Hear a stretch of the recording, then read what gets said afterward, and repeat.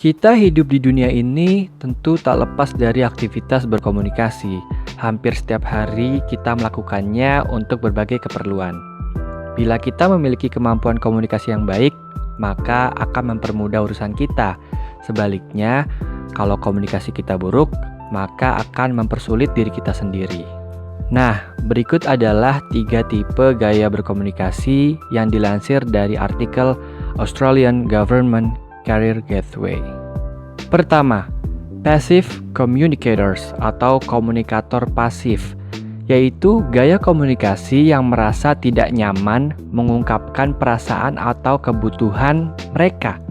Akhirnya, mengorbankan diri sendiri dengan membiarkan orang lain mengekspresikan diri mereka.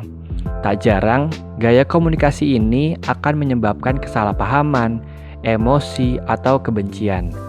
Ciri dari gaya komunikasi ini seperti kurangnya kontak mata, gestur tubuh yang buruk, merasa sulit mengatakan tidak atau sulit menolak, serta menghindari konflik. Gaya komunikasi tipe kedua yaitu aggressive communicators atau komunikator yang agresif. Ini kebalikan dari komunikator pasif, yang mana tipe ini akan mengorbankan orang lain, bersikap defensif, atau bermusuhan ketika dihadapkan orang lain, cenderung berbicara keras, menuntut, mengabaikan, menghina kebutuhan dan perasaan orang lain.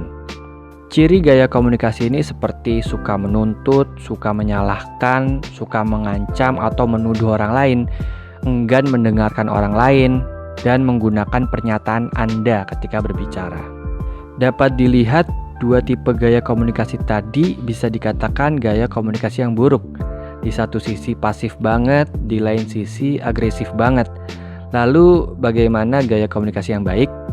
Yaitu menggunakan tipe gaya komunikasi ketiga, assertive communicators atau komunikator yang asertif atau tegas, dengan mengungkapkan kebutuhan dan perasaan mereka dengan cara yang saling menghormati sambil menyeimbangkan hak mereka dengan hak orang lain.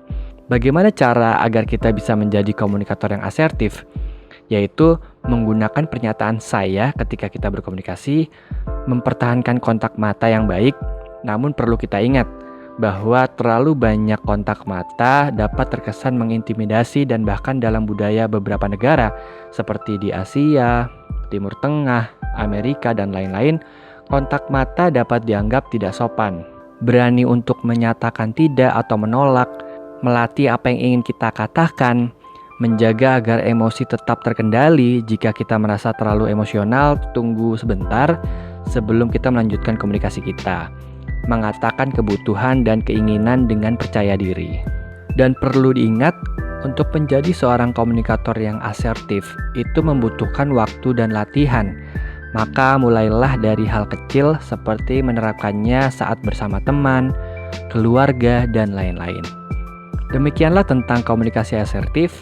Apakah kamu punya insight lain? Semoga bermanfaat. Terima kasih.